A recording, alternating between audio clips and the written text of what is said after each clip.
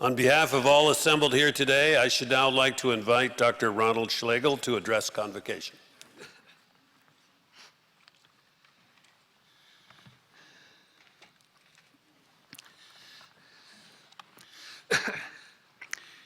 Mr. Chancellor, President Ahmed Chakma, honored guests, graduates, family and friends, and also a special welcome to one of my professors, Jack Pears. Welcome, Jack.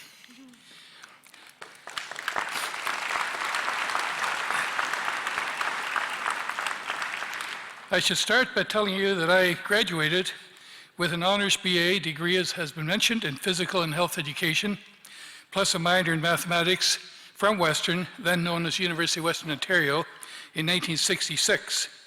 Dr. Edward Hall was the president and vice chancellor, and Western had 5,000 to 6,000 students then, versus now 39,000, over 39,000. Dr. Earl Ziegler was the dean for physical and health education. Professor James Reaney taught me in a third-year English course, and I didn't understand a thing. He spoke the entire term in poetry. And J.P. Metris, referred to as the Bull, was the football coach leading the Mustangs to the Yates Cup almost every year. Or my economics professor, who used a textbook by Charles Kindleberger, which I still remember, dealt with the challenges and plight of the poor in our world. That quote from Kindleberger placed a concern on my heart for my entire life. So I and my family consequently joined Mennonite Economic Development Associates, MEDA, whose tagline is creating business solutions to poverty across 69 countries in the world. The title of my talk today is a quote from the American jurist Oliver Wendell Holmes Jr. I quote, "All callings are great when greatly pursued." Again, all callings are great when greatly pursued. I always like when people consider their jobs as a calling. In fact, we look for that value perspective or value proposition whenever we interview prospective employees. Do they view their employment as a calling or simply as a job? I want to address you today with a rather simplistic convocation speech, with few, if any, quotations from the great philosophers, nor any other scholarly directives about how you as graduates should proceed with your careers or lives from this point forward.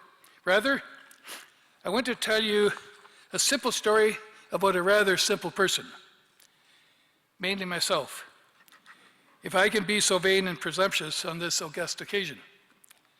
I want to tell you a bit about what I have done, not a litany of so-called achievements, but rather what has and continues to motivate and inspire me in my own life endeavors. If you can draw one or two parallels for yourself as you venture forth with your own story, then mission accomplished. Hopefully you will identify with me in some way. I grew up on a farm just 30 kilometers west of here, the son of a social entrepreneur, a farmer, a business person, which included owning a private hospital at 266 Egerton Street here in London, and thirdly, a Mennonite minister. My father had a three-pronged career, or should I say three callings, all greatly pursued in parallel throughout his lifetime. It's almost uncanny, perhaps even divine, to realize, as I reflected for today, how I have evolved like him, also with a three-pronged career. In fact, in almost the same three areas: farming or agribusiness, healthcare, and ministering, the latter disguised as a professor pontificating. My earliest identity, and still one that prevails, is that of a farmer. Many of my friends today continue as farmers. This identity has taught me to remain a simple person. It has taught me to be straightforward and non-pretentious. It has taught me that your word is your bond. What you say is what you do. Your reputation is your biggest asset in any community. My life as a farmer continues to remind me of the core values of trustworthiness and honesty, and to challenge me to ever improve in applying these values in all my walks of life. As a farmer, I learned how to take risk each year when planting the spring crop, or how to deal with the many freedoms offered by life on the farm, where responsibility, not rights, is the first word. Or neighbor helping neighbor when in need. The old-fashioned barn raising are still in vogue in rural Ontario today, albeit through many different forms of mutual aid. Again, I encourage everyone here today to keep one foot firmly planted in the soil down on the farm, to use a metaphor. My good friend, the Right Honourable David Johnston, Canada's 28th Governor General of Canada, wrote a book last year on Trust, 20 Ways to Build a Better Country. It describes how trust is built painstakingly via many small, incremental steps, but may be lost very quickly by one major gaffe or wrong deed. But it is both the glue and the fuel which develops communities and builds great nations. I encourage all of us here today to keep one foot planted firmly in the soil down on the farm in order to absorb and nurture these fundamental and foundational values. Turning from my life as a farmer to my second calling, that is a businessman in healthcare, more specifically the field of aging and seniors care. Our business of seniors care, which we call Schlegel Villages, all started in 1953 at the age of 10 when my dad bought this nursing home here in London, and where we lived in an adjoining apartment. And I carried meal trays to residents 3 times a day.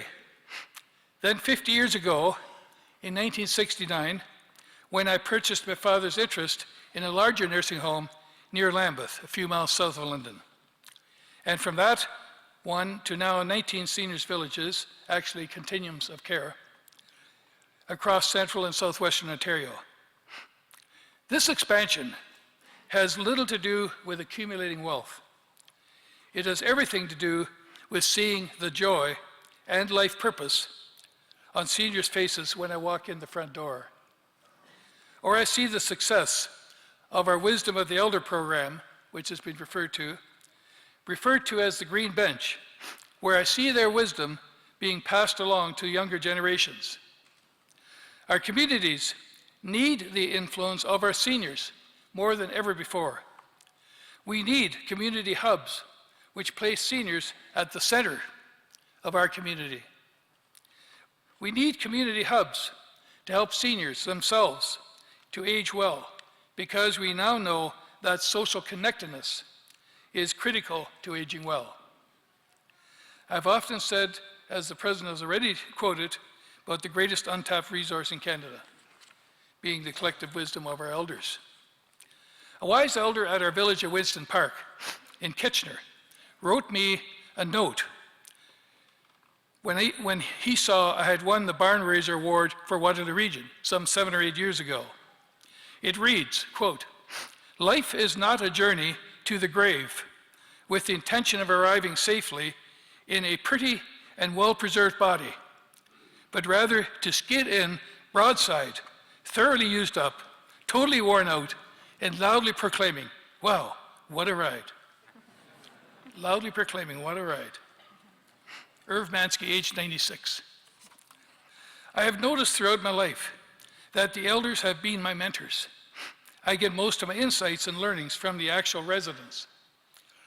There is the aphorism that says, "The doctor learns much from his patient." I simply listen to our elderly residents and observe what puts a sparkle into their eyes. Or I'll work on a Saturday at the reception desk at one of our nursing homes or villages, so I can listen to the residents talk. Or use Sundays to visit our villages along with my wife, to talk with the residents or family members. I'm not a genius in what I'm involved and have helped to design or create. My life has been filled with good luck. A fair-red magnet on our home fridge says, "Luck is where preparation meets opportunity." To repeat, luck is where preparation meets opportunity. I have noticed that the more I have prepared, only the beginnings of which occurred during my formal studies in university, the more opportunities seem to come along. We often fail to recognize opportunity because it comes in the form of more and more preparation, more and more work as we continue throughout our life. However, if we believe that we have arrived upon graduation today, then I predict there will be very little luck throughout our lives. I have been exceedingly fortunate to be recognized with so many awards over my lifetime, from the Citizen of the Year for Waterloo Region last year, to Entrepreneur of the Year for Ontario some 6 years ago, to Officer Level Order of Canada. But all these and other recognitions have always been we awards, not me awards. The underlying theme throughout these awards has been that of a community builder, but there's no way this could have been achieved by only one person, only through the efforts of many more. Hence, we awards. If we travel through life as a me, it will be a lonely sojourn. If we travel as a we, it will take longer to get there, but we will travel much further. So, find the we's in your life and travel together. Find those with similar convictions and passion. This reminds me of a recent saying in the Air News, a small rural weekly newspaper. Use what talents you possess. Quote, use what talents you possess. The woods would be very silent if no birds sang, except those that sang the very best. Unquote. Hopefully your life will inspire the entire woods to break out as a great choir, inspiring each other to keep building communities as we sing together and fill the woods with the sweetness of four-part harmony. So as I have also been encouraged to join this great choir of social entrepreneurs and community builders, hopefully my own work and life will in turn inspire others to join as well, as we together swell our communities and indeed the entire nation of Canada with great social entrepreneurs and community builders. People ask me, when will I retire? I reply that it is technically impossible to retire, since I've never worked a day in my life. I've enjoyed everything so much that it has been all play for me.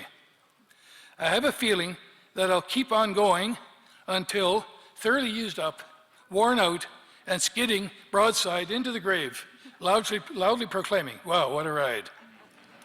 And hopefully singing all the while with all the other birds in the woods. I challenge you today, as graduates in law, health sciences, and graduate and postdoctoral studies, and for which you are receiving your graduate diplomas today, that you will realize that every calling is great when greatly pursued. Whatever your particular discipline is, or future endeavors may be, these will be great if greatly pursued. May you continue to prepare and then sing and then prepare yet more throughout your lifetime as you now go beyond your formal university days. And may you remain simple or lucky enough in order to recognize the many opportunities, let me refer to these as callings, that will come your way. Indeed, as life continues, may you be thoroughly used up, skid towards your own finish line, but singing sweetly and with joy, all the way with the other birds in the woods. Thank you, and God bless.